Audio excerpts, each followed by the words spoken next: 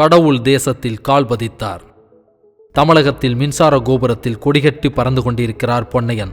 இந்த சமயத்தில் கேரள அரசாங்கத்தால் 1995ஆம் ஆண்டு டிரான்சிஷன் அமைக்கும் பணி அறிவிக்கப்பட்டு வேலைகள் நடக்க ஆரம்பிக்கின்றது. 1 மாதம் ஆகிறது, 6 மாதம் கடக்கிறது, ஆனால் முடியவில்லை. மின்சார கோபுரம் அமைக்கும் பணியை எடுத்த கம்பெனியால் முடிக்க முடியாமல் தோல்வியில் நின்று போகிறது. கேரள அரசாங்கம் என்ன செய்வது என்று தெரியாமல் யோசிக்க, தமிழ்நாட்டில் மின்சார கோபுர அமைக்கும் தொழிலில் முடிசூடா மன்னனாக விளங்கிக் கொண்டிருக்கும் பொன்னையன் பற்றி அன்றைய கேரள மின்சாரத்துறை அமைச்சர் CV பத்மராஜன் அவர்களுக்கு தெரிவிக்கப்படுகிறது.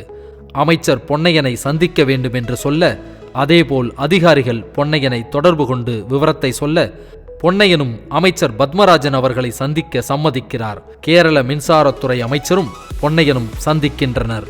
எங்க மாநிலத்தில் இந்த கிராமத்தில் மின்சார கோபுரம் அமைக்கணும் என்று அமைச்சர் கோரிக்கை விடுக்க, அந்த கோரிக்கையை ஒரு சவாலாக ஏற்றுக்கொள்கிறார். தான் ஏற்றுக்கொண்ட சவாலை இரவு பகல் பாராமல் வேலையாட்களுடன் மின்சார கோபுரம் அமைப்பதில் மிக தீவிரமாக செயல்படுகிறார். வேலைகள் நடந்து கொண்டிருக்கிறது. வேலைகள் நடந்து முடிகின்றது. 1 வருடங்களாக முடிக்க முடியாத வேலையை 4 மாதங்களில் முடிக்கிறார் பொன்னையன். கேரளாவின் மின்சாரத்துறை அமைச்சர் செவிகளுக்கு செல்கின்றது. அமைச்சர் அவர்களும் பொன்னையன் அமைத்த மின்சார கோபுரத்தை பார்வையிடுகின்றார். சந்தோஷத்தில் அமைச்சர் பொன்னையனை கட்டி தழுவுகிறார்.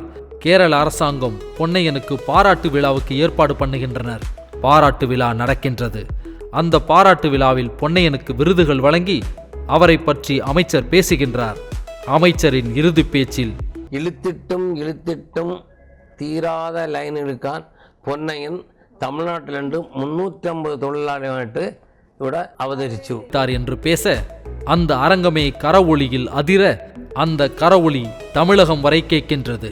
ஆம், அன்றைய மலையாள நாளிதழ்களில் தலைப்புச் செய்தியானார் பொன்னையன். இதற்கு பிறகு தமிழக அரசாங்கம், மின்சார சம்பந்தப்பட்ட அதிகாரிகள், அமைச்சர்கள் மற்றும் அரசு அலுவலர்கள் ஆகியோர் மத்தியில் பொன்னையன் பிரபலமானார். நாளடைவில் அவர்களுடன் பொன்னையன் நட்புடன் பழக ஆரம்பித்து அவர்களுக்கு மத்தியில் மரியாதைக்குரிய மனிதராக போற்றப்பட்டார்.